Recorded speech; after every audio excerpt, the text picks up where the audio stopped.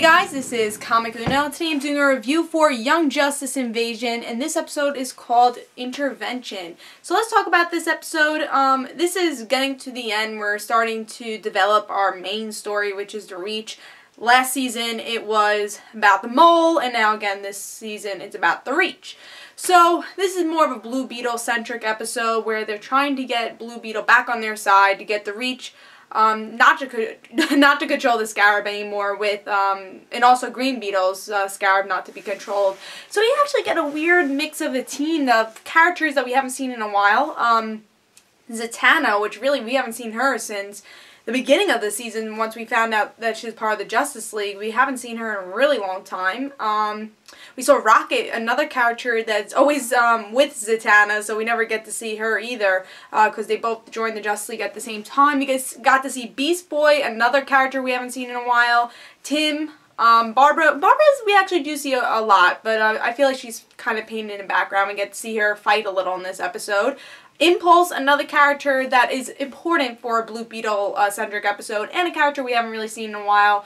Wonder Girl, she was kind of a painted in the background, but we got to see her. Bumblebee, which we've been seeing a lot throughout the season.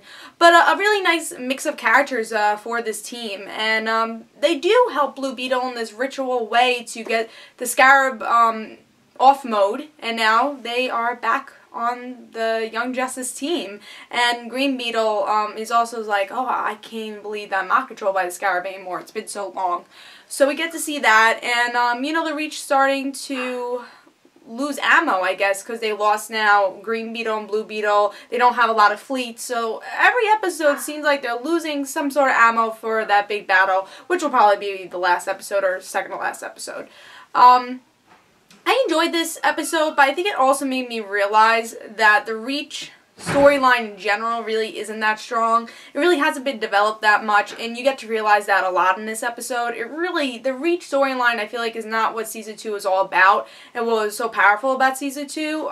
Really, it was the character stories, like Miss Martian, which I'll also talk about, because there was a story in here with Miss Martian and Lagoon Boy. But it was more about those characters, maybe the Season 1 characters and how they changed, and really the character arcs more than the main arc, which is, I think, a downfall for Season 2, because now, as we're getting towards the end, really, are we interested in the Reach story? I mean, I feel like they made us interested in it, and maybe made us pretend that we're interested in it, but do we really have enough information to really know about the Reach and really get excited for that last battle? Because I feel like I was 10 times more excited about the Mole story than I was with this Reach story. I feel like, especially at the beginning episodes of this season, really, the story arc really hasn't been developed as much as the character story arcs that we've been seeing throughout every episode. So, a little disappointed there, and I think I really realized that with these last couple episodes, because I feel like they are a little bit slow because we are not as invested with these stories.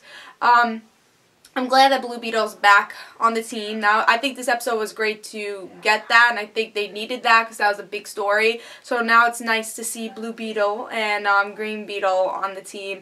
Green Beetle actually looks like a white Martian, which I noticed in this episode. He's a green Martian who looks like a white Martian and has the same designs. I don't know what type of Martian is he. Is he, I don't know, a hybrid of both of them? But he kind of looked like half green Martian, half white Martian, so that's a little weird.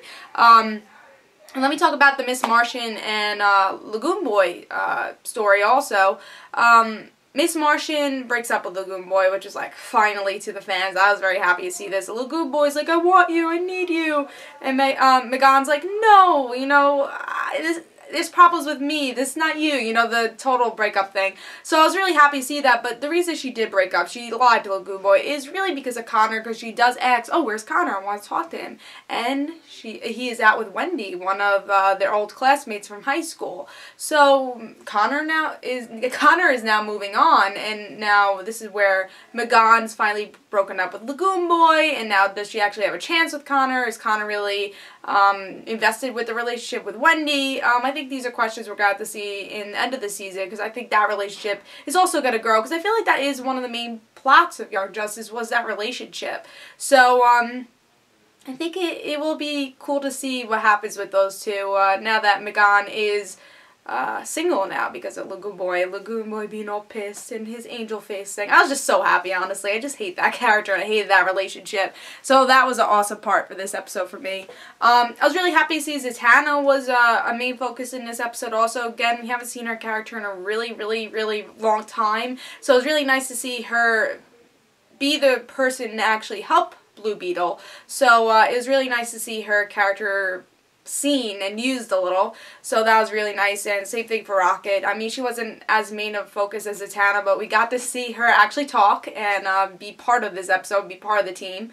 Unlike Wonder Girl, who's just like did her lasso thing and she walked away. That's a character they just haven't used a lot, which is disappointing. But one thing that Rocket said in this episode that was hilarious was to Zatanna after she does her spell really quickly. It's like, how do you say those words backwards so quickly? And then Zatanna's like, maybe my native tongue is backward language.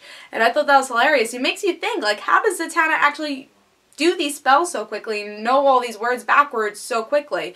Maybe it is her a native tongue, but I thought that was hilarious that the writers actually brought that out and to say that and to point it out. So I thought that was really hilarious, and Rocket had to be the person who said it. It was just, that was a really great scene. Those little things were really great in this episode. Again, it wasn't a strong episode. There were really little things that were really good. Again, Megan, Lagoon Boy, yeah. I guess, again, Zatanna being in this episode, Impulse and Blue Beetle's, you know, bromance going on, that was nice to see, because we get to see that throughout the whole season. Now we get to see Impulse actually feel like his mission's complete, because that's why he came to the past. So it's nice to see. Also, I remember, like, when Impulse was first introduced, we were, like, really wary of him because we were like, oh, why is he back? Like, is he a villain or not? So it's really nice to see him as a hero, and we know that now because of all the madness that's happened throughout the couple episodes. Like, Impulse is definitely not a traitor. So yeah, besides the total story of this episode with the Reach, and I really hope it goes somewhere. I'm kind of nervous about the last couple episodes because they're going to focus on the Reach, and I felt like they haven't built that up really enough for us to be interested. But the character arcs in this season, I think, have been really good, and I feel like that's why we're so invested still to the show, is because of these character arcs, which were also mentioned in this episode. So, and a lot of the character arcs are really mentioned. So, it wasn't a perfect episode, and it wasn't one of my favorites, but it is a build up to what we're getting, and really hopefully the Reach story does build up to something that we all enjoy.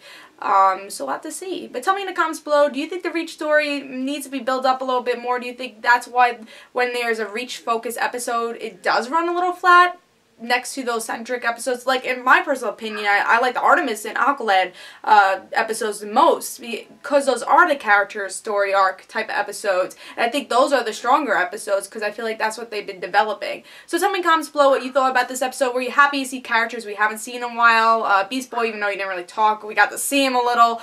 A lot of these characters have been pushed to the side because of other storylines. So tell me in the comments below what you thought, and I'll have another Young Justice review next Saturday till this show is over. I actually have a couple of video plans for Young Justice when the series is over. So I do have 2 video plans for that weekend when it's over. So hopefully you guys enjoy that. I was thinking about it during the episode. So I hope you guys enjoyed. Tell me in the comments below what you thought. And guys, remember, I'll have another Young Justice review next week. And don't forget to follow me on Twitter for Comic Uno and the Reddit situations. Links for that will be in the description below. I hope you guys enjoyed. This is Comic Uno. Bye, guys.